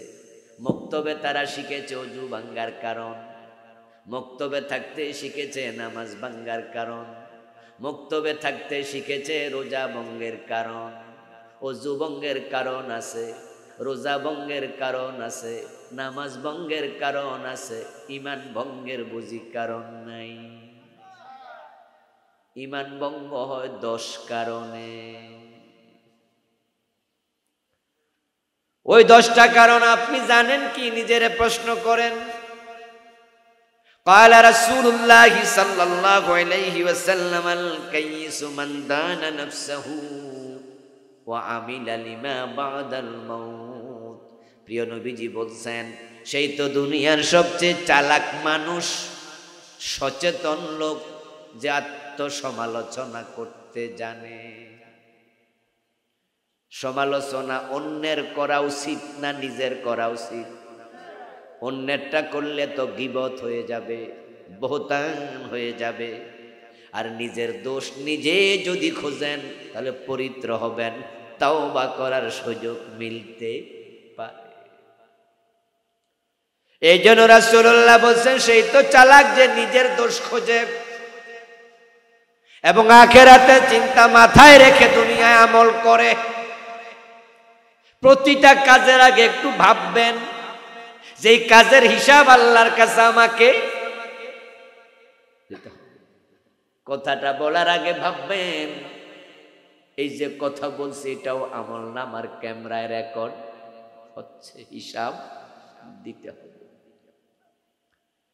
এজন্য ফারুক আযম ওমর রাদিয়াল্লাহু তাআলা আনহু বলতেন, হাসিবু আনফুসাকুম ক্বাবলা আন তুহাসাবু ওয়াজিনু আনফুসাকুম ক্বাবলা আন তুজানু। ও দুনিয়ার মানুষেরা, আল্লাহর কাছে হিসাব দেওয়ার আগে নিজের হিসাব নিজে করো। আল্লাহর কাছে আমলের ওজন হবে, আল্লাহ ওজন দেওয়ার আগে নিজের আমলের ওজন নিজে দাও। যারা ডান হাতে আমল নামা পাবে কিয়ামতের দিন, তারা সহজে জান্নাত পেয়ে যাবে। আমল নামাটা ডান হাতে কেন পাইলা? লোকজন প্রশ্ন করবে। ডান হাতে আমল নামা পাওয়ার পরে ফায়াকুলু হাবু মুকরাউ কিতাবিয়া, সে আপনজনদেরকে খুঁজে খুঁজে বলবে, দেখো ইয়ানকালিবু ইলা আহলিহি মাসরুরা। আনন্দের চিত্তে আপনজনকে খুঁজে বের করে বলবে, আমার আমল নামা পড়ো, দেখো কত সুন্দর আমল নামা। আপনজনেরা প্রশ্ন করবে, ও মিয়া এত সুন্দর আমল নামা তোমার কেন হলো, কেমনে হলো? সেবার জবাবে কি বলবে? সেটাও কোরআনে আল্লাহ বলেছেন। সে জবাবে বলবে, ইন্নী জানান্তু আন্নী মুলাকিন হিসাবিয়া। আমি দুনিয়ায় প্রতিটা কাজের আগে, কথার আগে ভাবতাম আমাকে এগুলোর জবাব দিতেই হবে। ও ভাইয়েরা, কে কাফের হয়ে গেল, কে মুশরিক হয়ে গেল, এগুলো আপনি খুঁজবেন অন্যকে কাফের ফতুয়া দেওয়ার জন্য নয়, মুশরিক ফতুয়া দেওয়ার জন্য নয়। এগুলো জানবেন, শিখবেন, নিজের ঈমান আছে কিনা সেটা বুঝার জন্য, ঠিক না? এই যে কাদিয়ানি কাফের হয়ে গেল, কোন কারণে হলো? ওই কারণ যদি আপনার ভিতরে থাকে, উপায় কি? ভণ্ড পীরের পায়ে সেজদা দিয়া বেডা যে মুশরিক হয়ে গেল, কোন কারণে হলো? ওই কারণ যদি আপনার ভিতরে থাকে, আপনার উপায় কি? আজীবন শয়তানরে কাফের বলছেন। প্রশ্ন যদি হয় শয়তান কোন কারণে কাফের হলো, ওই কারণ যদি আপনার ভিতরে থাকে, আপনার উপায় কি? আত্মসমালোচনা দরকার আছে না নাই? আল্লাহর সামনে গিয়ে যখন আপনি বুঝবেন যে আপনার আমল নামে কুফর আছে, শিরিক আছে, এজন্য কোনো নেক নাই, ওখানে নতুন করে আমল করার কোনো সুযোগ আছে আর? তো সেদিন ধরা খাইয়া উপায়টা কি? বরং সেদিন মানুষ যখন টের পাবে যে সে মুশরিক ছিল, কাফের ছিল, তখন সে কি বলবে? কোরআনে আল্লাহ এটাও বলছেন, তখন সে বলবে, ওয়ালাউ আন্না লানা কাররাতান ফানাকুনা মিনাল মুমিনিন। ও আমার আল্লাহ, আমার একটা বারের জন্য দুনিয়ায় পাঠাও, আমি মুমিন হয়ে যাব। বলবে আল্লাহ আমার একটা বারের জন্য পাঠাও। আচ্ছা আপনারা একটু বলুন তো, আর পাঠাবে? কোনো সম্ভাবনা আছে? এজন্য আজকে বুঝেন, আজকে বুঝেন, আজকে বুঝেন। এখানে বুঝলে এখনো তাওবার সুযোগ আছে। ও দোস্ত, কাদিয়ানি কেন কাফের হলো? কারণ তারা কোরআনের একটা মেসেজ মানে না, শুধু একটা। ওই মেসেজটা হচ্ছে নবী মুহাম্মদ শেষ নবী। কাদিয়ানিরা বলে না গোলাম আহমদ কাদিয়ানো নবী। নাউজুবিল্লাহ পড়ে। আল্লাহ বলছে নবী মুহাম্মদকে তিনি খাতামান নবিয়্যিন, তিনি শেষ নবী। চারটা অক্ষর কাদিয়ানিরা অস্বীকার করে, মাত্র চারটা, খা, আলিফ, তা, মিম। কয়টা অক্ষর? এই চারটা মানে নাই, তাই তারা কাফের। শেষ নবী মানে না, একটা মেসেজ, একটা বিধান। যদি কেউ কোরআনের 30 পারা না মানে, আমরা বলবো তুমি কাফের। যেমন হিন্দু বৌদ্ধ কোরআন মানে না, তারা কাফের। কেউ যদি বলে আমি 15 পারা মানি, 15 পারা মানি না, সে কি মুমিন না কাফের? সেও কাফের। যদি কেউ বলুন 30 পারা মানি, 1 পারা মানি না, সে কি? যদি কেউ বলে 113 সূরা মানি, 1 সূরা মানি না, সে কি? যদি কেউ বলে 1 অক্ষর মানি না, সেও কি? তাহলে কাফের যে 30 পারা মানে না, সেও হলো কাফের। যে 1 অক্ষর মানে না, সেও হলো কাফের। বলুন তো কে বড় কাফের, কে ছোট কাফের? সমান, অঙ্কের মতো, অঙ্কের মতো। 10 লাইনের অঙ্ক, ওই 10 লাইনের অঙ্কে আপনি 10 লাইনে 9টা ভুল করছেন, আপনি 10-এ কত পাবেন? কথা বলেন না কেন? কত পাবেন? আরেকজন 5টা ভুল করছে, সে কত পাবে? আরেকজন 9 লাইন ঠিক লিখছে, শুধু শেষ লাইনে ভুল করছে, সে কত? 0। এত বড় বেলুন আধা ঘন্টা লাগায়া ফুলাইছেন, ফার্ম দিছেন, গ্যাস ঢুকাইছেন, কেউ যদি 5টা ছিদ্র করে, যে কথা একটা করলো। কাফের হওয়ার জন্য পুরা কোরআন অস্বীকার করা লাগে না রে ভাই। একটা স্বীকার করলে শেষ, বাকিটি মাইন্না লাভ নাই। কাদিয়ানি শুধু একটা মানে না, তারা কাফের। নামাজ আছে, রোজা আছে, হজ আছে, যাকাত আছে, তাসবিহ, তাহলিল, জিকির, আজকার, মেসওয়াক, টুপি, দাড়ি, পাজামা, পাঞ্জাবি সব কাদিয়ানিদের মাঝে আছে, কিন্তু তাদের ঈমানটা নাই। ইবলিস শয়তান আল্লাহর কয়টা আইন মানে নাই? এতগুলা মানুষ ভাইরা কথা না করলে তো আমি ওয়াজ শেষ করে এলাম। কথা কইতে হইব আমার সাথে, এটা আমার বদ অভ্যাস। আমি শিক্ষক, তো দেখছেন না লিখছে মুহাদ্দিস, এটা কামেল মাদ্রাসা। শিক্ষকেরা কিন্তু বদ অভ্যাস আছে, এটা হলো ছাত্র কথা কওয়া লাগে। যদি আপনারা আমার ছাত্র না, আমি আবার এত বড় বেয়াদবি করতাম না, কারণ আমার সে অনেক জ্ঞানী গুণী ওখানে আছে, কিন্তু আমি চেয়ারে তো বসে গেছি নাকি, এজন্য ওইখানে একটু কথা কওয়া লাগবো আর কি। বলুন তো ইবলিস শয়তান আল্লাহর কয়টা আইন মানে নাই? আমরা মানি না কয়টা? আত্মসমালোচনা করার কথাই তো বলতেছি, ঠিক না? ইবলিসের আল্লাহ বলছিল আদমরে সিজদা করো, কয় না করমু না। ঈমান আছে না গেছে?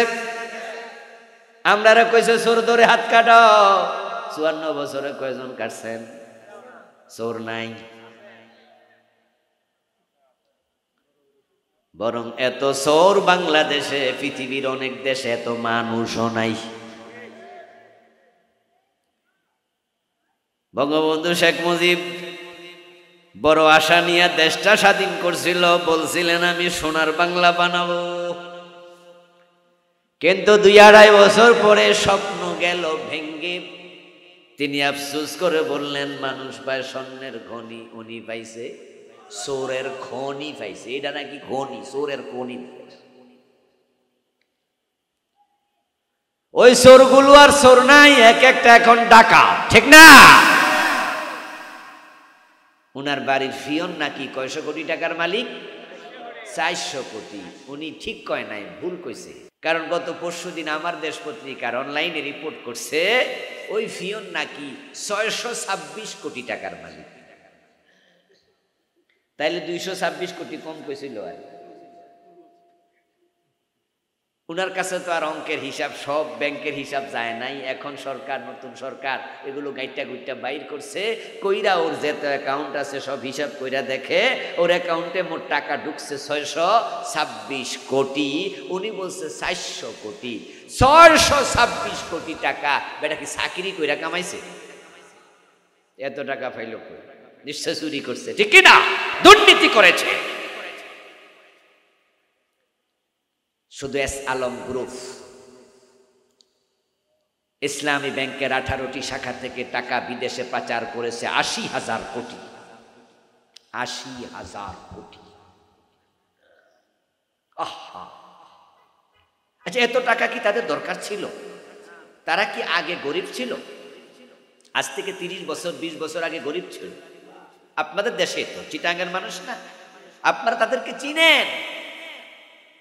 আমি যখন ক্লাস 6-এ পড়ি, সম্ভবত সেটা 88 বা 89 সনের কথা বলছি, আমার মাদ্রাসাটা ছিল চট্টগ্রাম, ঢাকা চট্টগ্রাম হাইওয়ের সাথে, কুমিল্লা 14 গ্রাম। তা আমরা সেই 88-89-তে দেখছি এস আলম পরিবহন গাড়ি। উনাদের গাড়ির ব্যবসা আজ থেকে 30-40 বছর আগ থেকে। তখনই দেখতাম যে কত সুন্দর সুন্দর কোচ গাড়ি। যারা 40 বছর আগে গাড়ির ব্যবসায়ী ধনী মানুষ, ওদের কি এত হাজার কোটি টাকা লুট করা, চুরি করার কোনো দরকার ছিল? লোভে পাপে এই দুনিয়া হায়, সেই বেশি চায়, যার আছে বুড়ি বুড়ি, রাজার হস্ত করল সব, কাঙ্গালের ধন চুরি। রেজাল্ট কি দাঁড়ালো? রেজাল্ট দাঁড়ালো 5ই আগস্টের পরে সবগুলা ভাই দেশ থেকে পালিয়ে গেল। কয়দিন আগে উনার মা মারা গেলেন, একটা ভাই জানাজায় থাকতে পারে নাই, মায়ের কবরে একটু মাটি দিতে পারে নাই। আমি তো মনে করি এই পয়সাওয়ালা হওয়ার চেয়ে ভিক্ষা করে খাওয়া ভালো।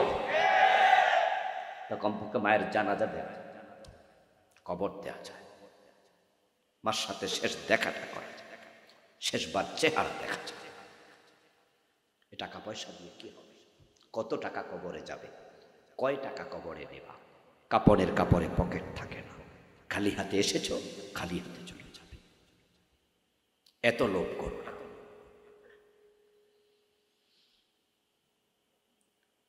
জীর্ণ শীর্ণ সরাইখানা, রাত্রি দিবা দুটি দাস, এরই মাঝে দুনিয়াদারি চলছে বড়ই চমৎকার। রাজার পরে আসছেন রাজা, সজ্জা কত বাদ্যধুম, তুচ্ছ এসব কয়দিনই ভা, চোখ বুজিলে সব নিঝুম। 1 সেকেন্ডের নেই ভরসা, মরণ ঘাড়ের পরে, বিপুল সম্পদ করছো জড় ভোগ বিলাসের তরে। বুলবুল পাখির নেই এসেছিনু হেতাও, বেঁধেছিনু বাসা বড়ই মমতায়। সময় হলে শেষ, ছেড়েই পরিবেশ, যেতে হবে সেথায়, নিয়তি যেথায়, হয়তো গাছতলায় না হয় বাসতলায়। এমন কবরও হতে পারে, কবরে পানি উঠবে, বর্ষাকালে মারা গেলে তোমাকে পানির মাঝেই শোয়া রাখবে।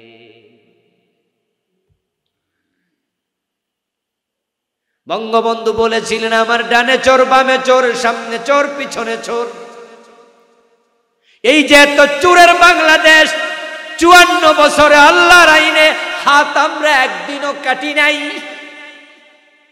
শয়তান মানে নাই আল্লাহর একটা অর্ডার। আমরা চোর ধরে হাত কাটলাম না, ডাকাত ধরে সরে দিলাম না, জেনা করলে 100 বেত লাগালাম না, বিবাহিত হলে পাথর মারলাম না, মদ পান করলে 80 বেত লাগাতে হবে, এমন আইন হাদিসে আছে না নাই? ফারুক আজম ওমর তো নিজের ছেলেটাকেও রেহাই দেন নাই।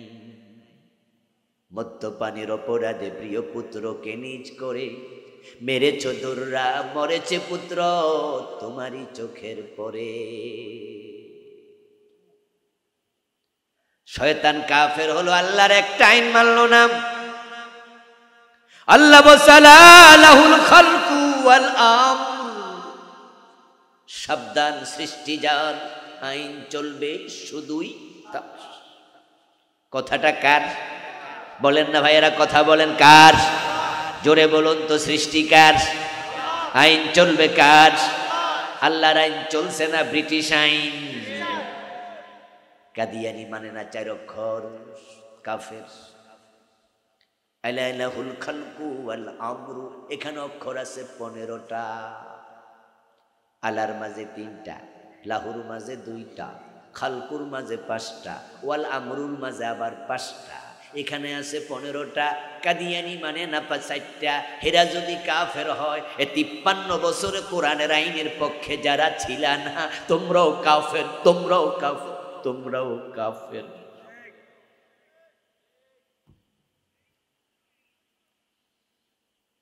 হাশরের ময়দানে আল্লাহর সামনে গেলে টের পাইবা, আমাদের দোষ দিতে পারবা না।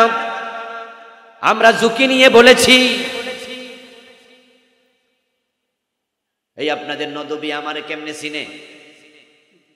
আমি তো সাতকানিয়া মাহফিল করি না, পুরা জীবনও 5টা করি নাই, 2-3টাও করি নাই। এই পুরা সিজনে, এইবার যে গেল সিজন তো এবার প্রায় শেষ। আমরা মাহফিল শুরু করছি সেপ্টেম্বরে। সেপ্টেম্বর, অক্টোবর, নভেম্বর, ডিসেম্বর, জানুয়ারি চলছে, ফেব্রুয়ারি পুরা হবে না, তারপরে মার্চে রোজা বন্ধ থাকবে, তারপরে এপ্রিলে আবার দিয়ে দিছি অনেক। কিন্তু আপনাদের পুরা চট্টগ্রামে একটা মাহফিল দেয় না, শুধু এইটা।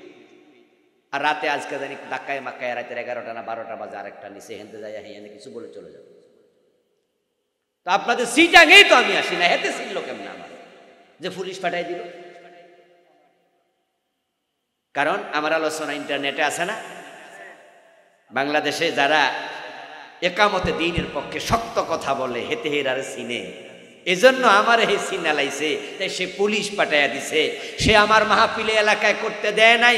এমন এলাকা বাংলাদেশে অনেক জায়গায় ছিল, অনেক জায়গা। আমার 14 গ্রাম, আমার নিজের জন্মস্থান থানা, 1+12 বছর মাহফিল করতে পারি নাই। বাকুন্দিয়া পারি নাই, কটিয়াদি পারি নাই, শিবপুর পারি নাই, মনোহরদি পারি নাই, কাপাসিয়া পারি নাই, আরো কয় থানা কমু, অনেক জায়গা পারি নাই। কিন্তু আল্লাহর কসম করে, আল্লাহকে সাক্ষী রেখে বলি, কোনো কম্প্রোমাইজ করি নাই। হক কথা বলেছি, বলবোই কোরআনের পক্ষে কথা। ঝুঁকি যাতে আসে জেলখানায় নিলে, জেলের ভিতরে গিয়ে বলবো।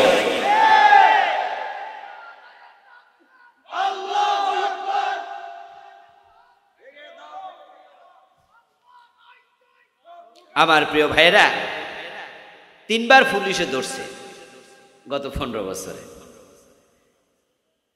তাই বলে সামান্য ভোগতে যাই নাই, সামান্য থামি নাই। আমাদের নেতারা তো ফাঁসির মঞ্চে হাসতে হাসতে গিয়েছে, তাদেরকে থামানো যায় না। আমরা সেদিন গিয়ে থামবো যেদিন কোরআনের আইন কায়েম হবে, এর আগে থামবো না।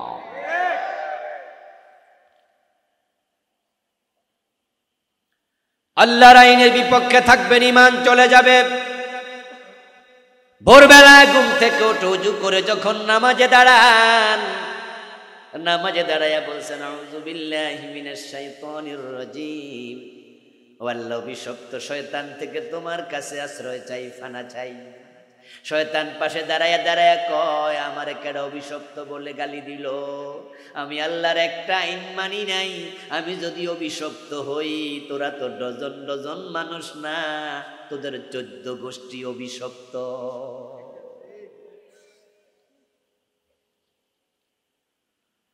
আমার আজকের ওয়াজের কারণে আপনি এই দেশে ইসলাম কায়েম হয়ে গেছে বা হয়ে যাবে কালকে, এটা মনে করবেন না, এটা তো সোজা না। কিন্তু আমার ওয়াজে একটা কথা আমি আপনাকে বুঝাতে চেষ্টা করছি, সেটা হচ্ছে এই দেশে ইসলাম কায়েম হোক আর না হোক, ইসলাম কায়েমের পক্ষে ঈমান বাঁচাতে হলে আপনাকে আসতে হবে, আপনাকে ইসলামের পক্ষে আসতে হবে। আমাদের দাবি শুধু একটা, যে আমরা কোরআনের আইনে দেশ চলুক, এটা চাই। কারণ আল্লাহ বলেছেন আল্লাহর আইনে দেশ চলা লাগবে, ইনিল হুকমু ইল্লা লিল্লাহ, আল্লাহ ছাড়া কারো হুকুম চলে না। ওমান লাম ইয়াহকুম বিমা আনজালাল্লাহ ফাউলাইকা হুমুল ফাসিকুন যালিমুন কাফির। নবীজি সাল্লাল্লাহু আলাইহি সাল্লাম যখন মদিনার প্রেসিডেন্ট ছিলেন 10 বছর, আপনারা একটু নিরপেক্ষ দৃষ্টিকোণ থেকে বলুন তো, রাসূলের উম্মত হিসাবে রাসূল কি মন মতো চালাইছে দেশ না কোরআন মতো? ওমর যখন অর্ধ পৃথিবীর প্রেসিডেন্ট ছিলেন, অর্ধ দুনিয়া, হযরত ওমর কি মন মতো চালাইছে না কোরআন মতো? তা আমার দেশে কোরআন আছে না নাই? 92% মুসলমান আছে না নাই? তা আমার দেশ কেন বাংলাদেশ কোরআন দিয়ে চলবে না? কেন চলবে না? এই জন্য আপনাকে আমাকে কথা বলতে হবে, ইমান যদি বাঁচাতে চান, না হয় কিন্তু ইমান চলে যাবে, আপনিও বেঈমান হয়ে মরা লাগবে। খুব জটিল প্রশ্ন, জটিল প্রশ্ন। আমরা বলি আওয়ামী লীগ দেশ চালাইছে 15 বছর, এর আগেও চালাইছে, সামনেও আবার চালাক, হয়তো 20 বছর 15 বছর পর আবার দেশে আসবে, আমাদের আপত্তি নেই। আমরা বলিনি তারা পালাইয়া যাক, ওরা নিজে নিজে পালাইছে। আমরা কি বলছিলাম পালাইতে? দেশের মানুষ দেশেই থাক, ভুল করলে শাস্তি পাবে, সাজা হবে, আবার দেশ চালাবে, তারা চালাবে, দেশ আপত্তি নেই। বিএনপি চালিয়েছে আগে, আবার চালাবে, আপত্তি নেই। জাতীয় পার্টি চালিয়েছে, আবার চালাবে, আপত্তি নেই। কথা শুধু একটা, যারাই চালাবে আল্লাহর কোরআন দিয়ে চালাতে হবে। এই দাবি আপনিও করেন, আপনিও বলেন যে আমি যে দল করি করি, কিন্তু কোরআন ছাড়া কোনো আইন মানি না। তাহলে ইমান, আপনার ইমান আসবে, ঠিক কিনা? আপনি ইমানদার হবে।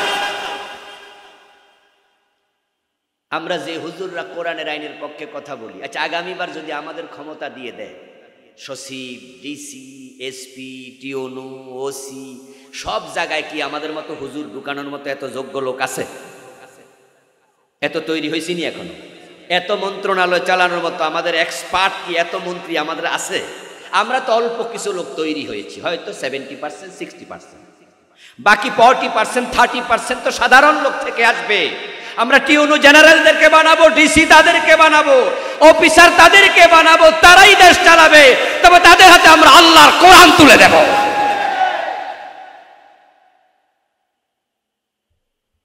হাইকোর্টের বিচারপতির আসন আমি যে লাভ ঠুস করে বসে যাব, অমুক নেতাকে আমরা বসাই দেব না, তারাই থাকবে।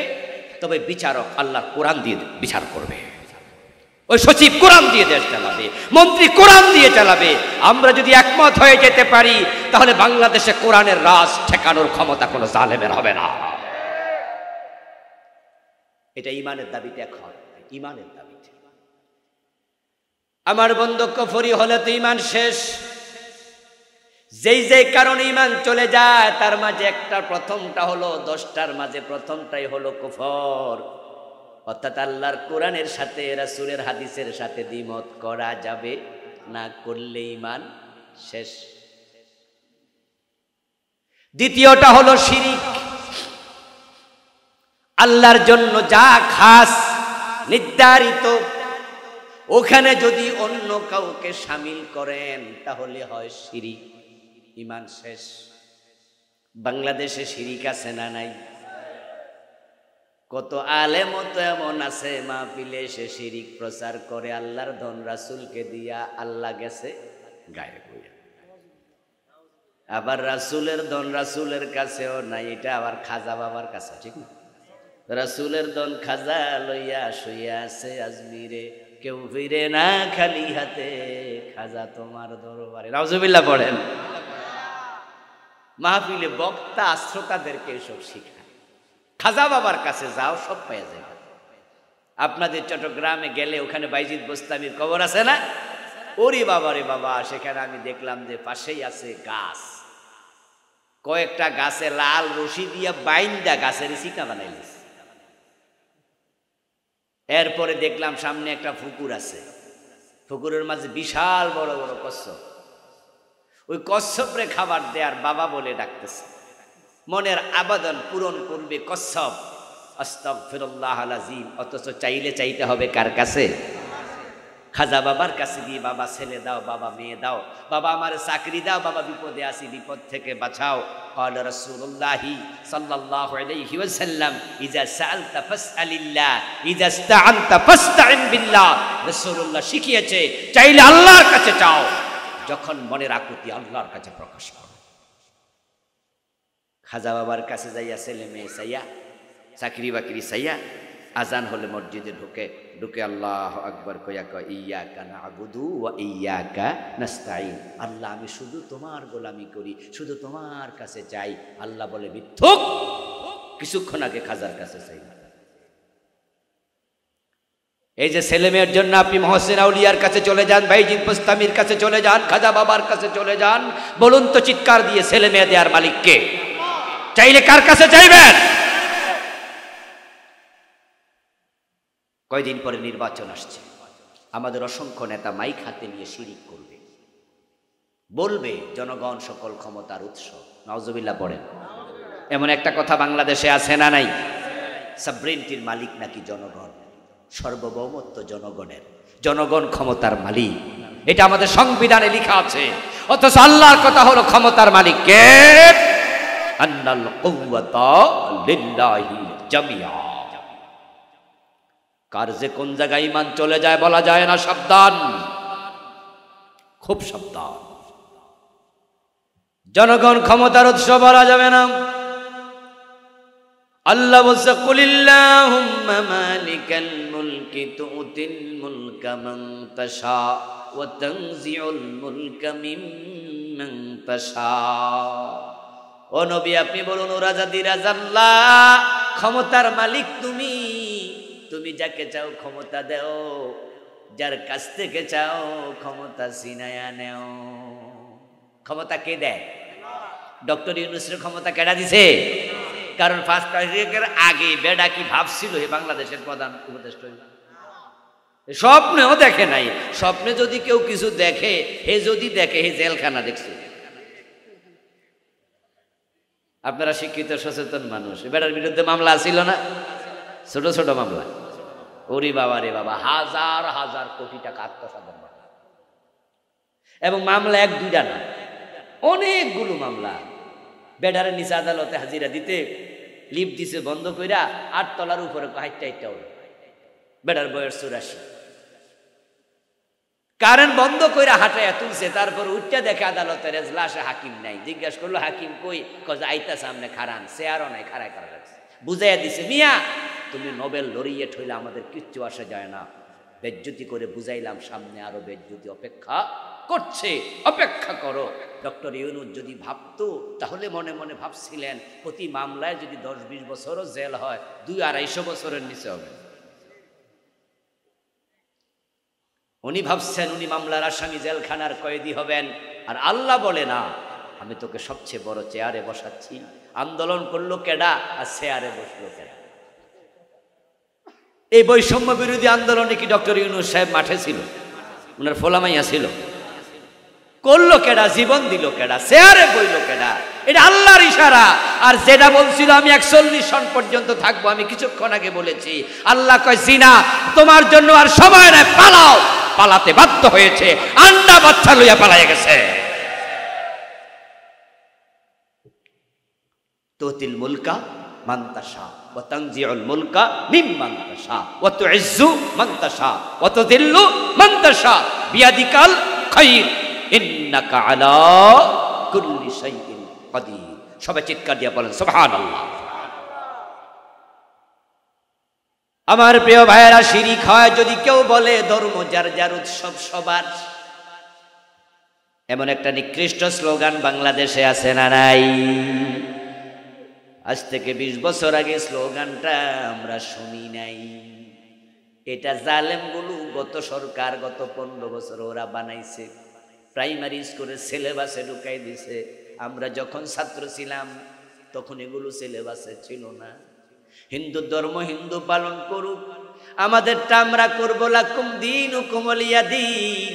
কিন্তু তারা এসে হিন্দুদের ভোট পাওয়ার জন্য, ইন্ডিয়ার সাপোর্ট পাওয়ার জন্য দুর্গা পূজা আসলে তারা টেলিভিশনে দেখায়, পত্রিকায় লেখে, মাইকে বলে ধর্ম যার যার উৎসব সবার। এটা আল্লাহর কোরআনের একবারে উল্টা। আল্লাহর কোরআন বলে তোমার ধর্ম তোমার, আমার ধর্ম আমার। লাকুম দীনুকুম ওয়ালিয়া দিন। দুটা এক না, আলাদা। তাহলে স্লোগান হবে ধর্ম যার উৎসব তার। এই জালেমগুলো না আমাদেরকে বোকা বানাইছে, দারুণ বোকা বানাইছিল ওরা। ওরা বাংলাদেশে 500-র উপরে মডেল মসজিদ বানাইছে। মডেল মসজিদ বানাইয়া আমাদেরকে বোকা বানাইছে। কিভাবে জানেন? ওরা বুঝাইছে যে আমরা ইসলামের পক্ষে, আমাদেরকে ভোট দাও, আমরা ইসলামের পক্ষ শক্তি, আমরা মসজিদ বানাইছি। আবার মাদ্রাসার সিলেবাসের বইতে দোতারা ঢুকাইছে, হাবলা ঢুকাইছে, হারমোনিয়াম ঢুকাইছে, হাফ প্যানওয়ালা মাইয়া ঢুকাইছে, মাদ্রাসার বইতে মন্দির ঢুকাইয়া দিছে। গত বছরের সিলেবাসে, 24-এর সিলেবাস মাদ্রাসার বই থাকবে। আপনাদের এলাকায় আছে 9-10-এর বই, দেখবেন 6-7-8-এর বই, বাড়ি গিয়া দেখবেন যে বইয়ের উপরে কভারের মাঝে হাফ প্যান্ট পরা মাইয়া ছবি, দোতরা ছবি, হারমোনিয়ামের ছবি, বইয়ের ভিতরে দেখবেন মন্দিরের ছবি। আচ্ছা, মাদ্রাসা কি হিন্দু পড়ে? তো মন্দির ঢুকলো কেন? আচ্ছা, মাদ্রাসা কি হারমোনিয়াম দোতরা শিখায়? ঢুকলো কেন? দেখেন ওরা কত চালাক। ওরা আমাদেরকে মসজিদ বানায় বুঝাইছে আমরা তোমাদের সাথে আছি, আমরা মুসলমান। আর ইন্ডিয়ার দাদা বাবুদেরকে বুঝাইছে মাদ্রাসার সিলেবাসে মন্দির ঢুকাইয়া দিছি, আমরা তোমাদের সংস্কৃতি ও দেশে চাপড়াই দিচ্ছি, আমাদেরকে সাপোর্ট করো। আমাদেরও সাপোর্ট চায়, দিল্লিরও সাপোর্ট চায়। 2 নৌকা পা রেখেছিল, আল্লাহ ডুবাইয়া দিছে।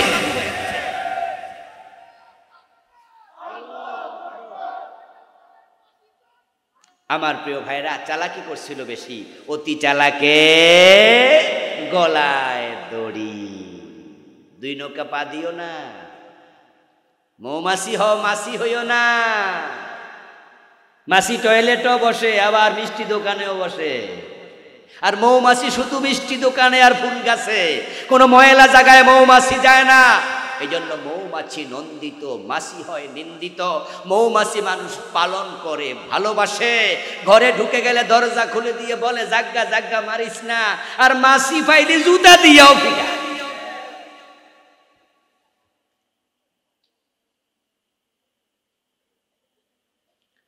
আমার প্রিয় ভাইয়েরা, আর একটা নিকৃষ্ট শিরিক স্লোগান আমাদের দেশে ঢুকছে, ওটাও আমাদেরকে শেষ করে দিল, ঈমান কেড়ে নিল। ওই স্লোগানটা হলো ছেলে হোক মেয়ে হোক 2টি সন্তান যথেষ্ট। কারণ কি? কয় বেশি হইলে খাওয়াইব। তাহলে যে 2 জন হয়েছে হেরে খাওয়াই, তো আল্লাহ কি 3 জন খাওয়াইতে পারে না? 4 জন পারে না? তো তুমি কও যে বেশি হইলে খাওয়াইব, কি ঈমান থাকবো না? যদি মনে করেন যে 2 জন আমি খাওয়াই, 4 জনও আমি খাওয়াবো, এজন্য আর বেশি নিমু না, খাওয়াবো কেমন, আমি গরিব মানুষ, তাহলে রাজ্জাক কি আল্লাহ না রাজ্জাক তুমি? আল্লাহ রাজ্জাক হলে খাওয়াবার টেনশন তুমি করছো কেন? মুখ দিয়েছেন যিনি, আহার দেবেন তিনি। মানুষ কখনো বোঝা হয় না। আন্নাস মাআদিন কামাআদিনিল যাহাবি ওয়াল ফিদ্দা, সেই বুখারীর দেওয়া। নবীজি মুহাম্মদ সাল্লাল্লাহু আলাইহি সাল্লাম বলছেন, মানুষ হচ্ছে স্বর্ণ এবং রৌপ্যের খনির মতো দামি।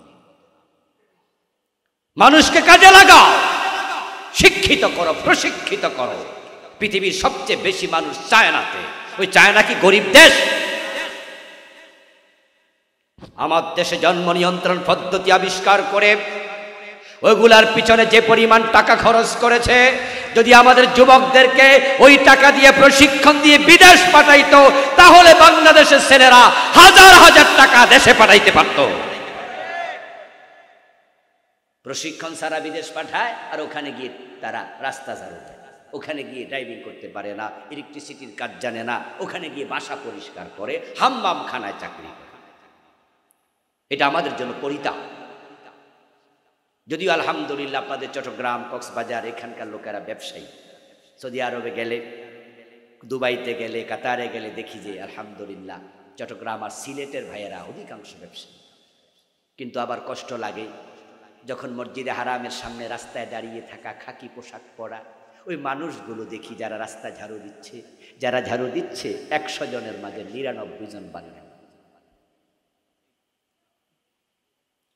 আমরা যখন হজে যাই, আমাদের আপনজনেরা সাথে যায়, তখন আমরা বলি, যদি আমি কোনো হাজির ব্যবসা করি না, সময়ও তো না, এগুলো ব্যবসাকে আমি খাটো করে দেখিও না, এটা ভালো। তো আমাদের সাথে যারা যায় বলে দেই যে মুরব্বী, যদি আপনি রাস্তা হারাইয়া ফেলেন, আপনি তো আরবি জানেন না, কেমনে জিজ্ঞাসা করবেন যে আমার বাসা কোনটা? ওই যে পোশাক পরে আছে, লাল পোশাক, এরকম খাকি পোশাক, ওই যে বলে হ্যাঁ, ওদেরকে বাংলায় কথা বললে ওরা বুঝবে, কারণ তারা সব বাঙালি। তাহলে বাঙালি কোথায় পাওয়া যায়? রাস্তায় ঝাড়ু দেওয়ার জায়গা পাওয়া যায়। আপনারা বলুন তো, ওদেরকে যদি প্রশিক্ষিত করে বিদেশ পাঠাইতাম তাহলে তারা কি গাড়ি ড্রাইভ করতে পারতো না? ইলেকট্রিসিটির কাজ করতে পারতো না? তারা মেকানিক্যাল কাজ পারতো না? তারা ভালো চাকরি পাইতো। কিন্তু না, আমাদের দেশে এটা করে না, প্রশিক্ষিত করে না। উল্টা শুধু কয় যে পোলামাইয়া বন্ধ করো, স্লোগান শেষ করেছে, দুটির উপরে সন্তান নয়, একটি হলে ভালো হয়। কয়দিন পরে কইব যে বিয়া না করলে আরো ভালো হয়। আমার বন্ধু, এই জাতীয় শিরিক থেকে বাঁচুন। মাঝে মাঝে ইত্তেফাক পত্রিকা সহ কিছু পত্রিকা দেখি যেগুলোর আধা পৃষ্ঠা ভেপি লেখা ওঠে। কি লেখা? রাশিফল, রাশিফল, কর্কট রাশি, মর্কট রাশি, কুম্ভ রাশি, তুলা রাশি। তারপরে আবার লেখে আগামী সপ্তাহ ভালো যাবে, ব্যবসায় উন্নতি হবে, আগামী মাসে বিয়ে করলে সুন্দরী বউ পাওয়া যাবে। পোলাপান মুস্কি হাসে দিয়া কই চল কইরালাই। যার তুলা রাশি আছে, যার কুম্ভ রাশি আছে, সে যে পড়তেছে আর মনে মনে ভাবতেছে এটাই মনে হয় তার তাকদীর। সাথে সাথে শিরিক, ঈমান শেষ। কারণ এক সেকেন্ড পরে কি হবে আল্লাহ ছাড়া কেউ জানে না। ছেলে বিদেশ যাবে, মা ছেলেকে বলে বাজান পাসপোর্ট জমা দেওয়ার আগে, ব্যবসায়ীর কাছে টাকা দেওয়ার আগে একটু ঢাকা থেকে ঘুরে আয় তো, মালয়েশিয়া যাবি, ভিসা লাগবে কিনা একটু বাবারে জিজ্ঞাসা করে আয়। ছেলে অবাক হয়ে বলে মা কোন বাবা তোমার? কই যে কেন, টেলিভিশনে দেখছি বাবা লিটন দেওয়ান। বসুন্ধরা শপিং মলে তিনি দোকান খুলে বসে আছেন, অতীত ভবিষ্যৎ ভূতপূর্ব সব জানে। ভবিষ্যৎ জানার জন্য গণকের কাছে হাত দেখায়, টিয়া ফাকির কাছে যায়, বান্দরের কাছে যায়, ঠাকুরের কাছে যায়। অথচ এক সেকেন্ড পরে কি হবে দুনিয়ার কেউ জানে না। গায়েবের মালিক কে? এটা আল্লাহর জিনিস, অন্যকে শামিল কেন করে? ঈমান তো চলে যাবে। শিরিক, শিরিক নিয়ে আমি বই লিখেছি, বাংলাদেশে চলমান 29টা লিখেছি। কুফর নিয়ে লিখেছি, বাংলাদেশে চলমান 56টা লিখেছি। বইগুলো আজকে আনি নাই, বিমানে আসছি তো বই আনতে পারিনি। গাড়ি আনলে আনতাম, আপনারা নিতে পারতেন। গুগলে সার্চ দেন কি কি শিরিক চলমান আছে, দেখবেন যে অবাক কত রকমের। আমি তো 4-5টা বলছি। সর্বাঙ্গে ব্যথা, মলম দেব কোথায়? কুফরি লিখছি 56টা, একটা করে কইলে 1 মিনিট 56 মিনিট লাগবে। সরকার কুফরি সাপ্লাই দিচ্ছে গত সিজনে, এই 15 বছরে সিলেবাসের বইতে কুফরি ঢুকাইছে, শিরিক ঢুকাইছে।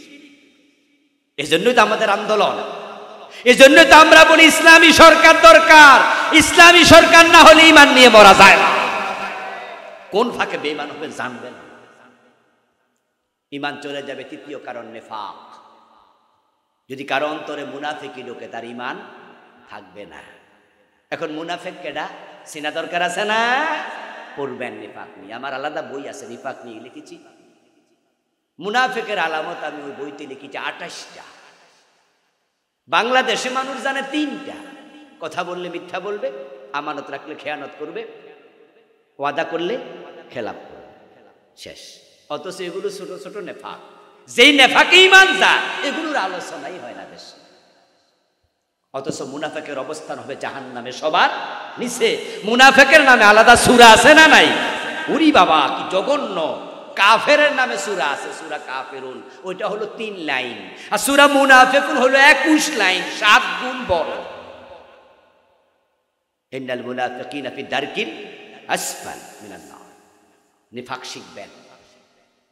এভাবে 10 কারণে ঈমান ভঙ্গ হয়। কারণগুলো খুঁজে বের করুন, নিজের জীবন থেকে সরান, তাওবা করুন, ঈমান নিয়ে মরুন, হাসতে হাসতে জান্নাত পাবেন ইনশাআল্লাহ। আল্লাহ তাআলা আমাদের সকলকে জান্নাতমুখী হওয়ার তৌফিক দান করুন, আমিন। প্রিয় ভাইরা, 1-2টা প্রশ্ন আসছে, জবাব দেব? আচ্ছা জি, সংক্ষেপে আমরা শেষ করতে চাই। কি প্রশ্ন? ফরজ নামাজ শুরু হলে আর কোনো নামাজ নাই? জি, ফজরের নামাজের সুন্নাহ পড়া যাবে না, কোনো সুন্নাহ নাই। ইজা উকিমাতিস সালাহ ফালা সালাতা ইল্লাল মাকতুবা। শুরু হয়েছে, ইকামত হয়েছে, কোনো সুন্নাহ পড়া যাবে না। রাসূলুল্লাহ নিষেধ করেছেন, সোজা কথা।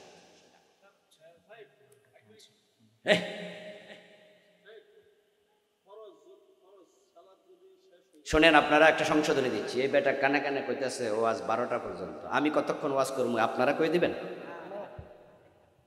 আলেমদের সাথে সব কথা জীবনে বলতে নেই। এগুলো সুস্পষ্ট বেয়াদবি, এটা করবেন না, কোনো দিন করবেন না।